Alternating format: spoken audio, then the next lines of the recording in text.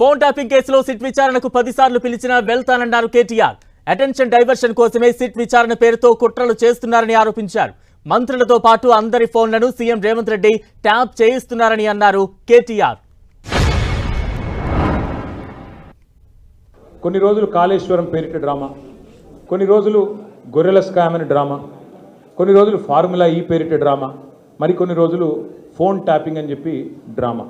ఇవాళ బాధ ఎక్కడ అనిపిస్తుంది అంటే చదువు, సంస్కారము, మర్యాద, హుందాతనం ఉన్న ఒక పార్టీ నాయకుడిగా నేను చేసే విజ్ఞప్తి, నేను చేసే ప్రార్థన ఏంటంటే ఈ పుట్టిన మట్టి సాక్షిగా, అంతరాత్మ సాక్షిగా అక్రమ అనైతిక పనులు నేను ఎన్నడూ కూడా చేయలేదు అనే మాట స్పష్టంగా చెప్తాను.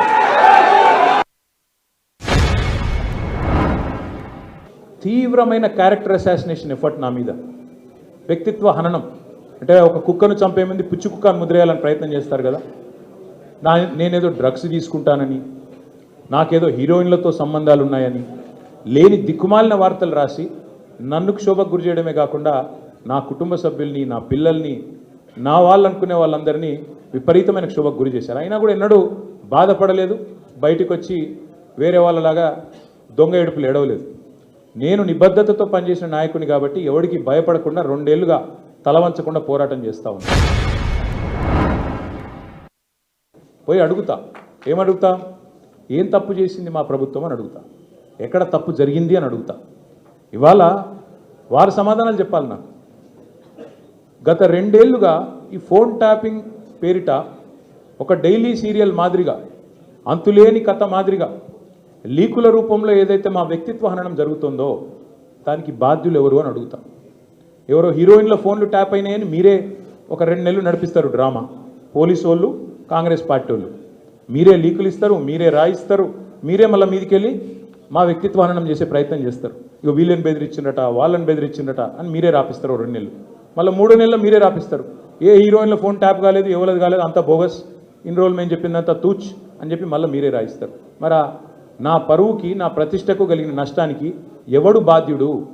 రేవంత్ రెడ్డి బాధ్యుడా? ఈ లీకులు ఇచ్చిన పోలీసు వాళ్ళు బాధ్యులా? రాసిన మీడియా వాళ్ళు బాధ్యులా? నేను అడుగుతా.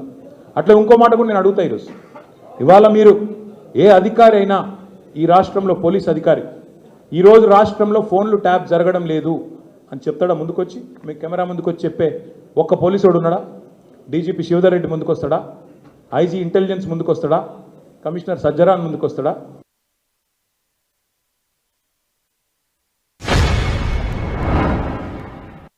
రేవంత్ రెడ్డి గారు ఆయన దొంగ కాబట్టి, అడ్డంగా దొరికిన దొంగ కాబట్టి, ఇంకా దొంగ పనులు చేస్తూనే ఉన్నాడు కాబట్టి, అదేదో సినిమాలో బ్రహ్మానందం గారు దొంగ ఉంటాడు, ఉరికూరిక దొరికిపోతుంటాడు. అట్లాగే ఈయన కూడా, ఈయన స్పెషాలిటీ ఏంటంటే ఉరికూరిక దొరికిపోతాడు. ఉత్తాయన సింగరేణిలో దొరుకుతాడు, మూసీలో దొరుకుతాడు, హైడ్రాలో దొరుకుతాడు, ఎక్కడ పడితే అక్కడ దొరికిపోతాడు. హిల్ట్ కుంభకోణంలో దొరుకుతాడు, లగచర్లలో దొరికిపోతాడు. దొంగ ఫాస్ట్గా దొరికిపోవడం రేవంత్ రెడ్డి గారి స్పెషాలిటీ. ఇంకా విచిత్రం ఏంటంటే ఇవాళ ఒక దొంగ లేడు ఈ రాష్ట్రంలో, దండుపాలెం ముఠా ఉంది. ఈరోజు క్యాబినెట్ ఎవరిని వాళ్ళు అందిన కాడికి దోచుకోనే స్కీమ్లో భాగంగా ఈరోజు వాళ్ళు దోచుకుంటా ఉన్నారు. ఆ దోపిడీని మేము బయట పెడుతుంటే వాళ్ళకి ఎక్కడ లేని మంట వస్తున్నది మా మీద. మాకేం ఫరక్ పడది.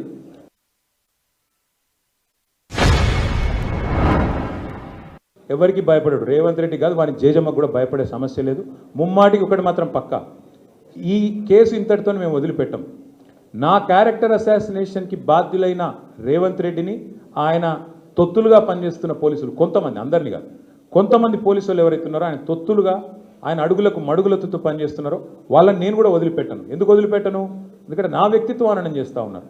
లేని లింకులు అంటగట్టి, లేని రంకులు అంటగట్టి, నాకు ఇష్టం ఉన్నట్టు ఎవరెవరో యాక్టర్లకు లింకులు పెట్టి చిల్లర రాజకీయం ఏదైతే చేస్తున్నారో ఈ విషయంలో నేను మాత్రం వదిలిపెట్టను. మీరేదో ఇవాళ ముఖ్యమంత్రి హార్వర్డ్కి పోయిండు, ఆడ వచ్చిరాని ఇంగ్లీష్లో ఏం నేర్చుకుంటుండో ఏం తెచ్చిండో కానీ ఆయన వచ్చే వరకు టైంపాస్ చేద్దాము అని చెప్పి మీరు డ్రామా చేస్తున్నారు, మాకు తెలుసు. మీరు ఎన్ని రకాల డైవర్షన్ గేమ్లు ఆడినా మేము మాత్రం అర్జునుడి కన్ను ఎట్లయితే ఆనాడు తన గురి మీదనే ఉండనో అట్లే మా గురి మీద, మా గురి మొత్తం కూడా ఈ ప్రభుత్వ అసమర్థత మీద, మీ అవినీతి మీద, మీరు ప్రజలకిచ్చి ఎగ్గొడుతున్న హామీల మీద, అనుముల రేవంత్ రెడ్డి, యనుముల రేవంత్ రెడ్డి, ఎగవేతల రేవంత్ రెడ్డికి ఎట్లా మారిపోయిండో అన్న దాని మీద 420 హామీలు ఇచ్చి ఇప్పటివరకు 4 హామీలు కూడా నెరవేర్చకుండా ఎట్లా ఈ లుచ్చా పనులు చేస్తున్నాడో వీటిని ఎండగడుతూనే ఉంటాం. 100% వదిలిపెట్టకుండా ప్రాణం పోయేదాకా పోరాడుతూనే ఉంటాం. ఎవరికి భయపడకుండా, ఎవరికి తలవంచకుండా నిఖార్సైన తెలంగాణ బిడ్డలుగా, కేసీఆర్ గారి సైనికులుగా, కేసీఆర్ గారిని తిరిగి ముఖ్యమంత్రి చేసేదాకా మేమందరం కలిసికట్టుగా పనిచేస్తూ ఉంటామని చెప్పి తెలియజేస్తూ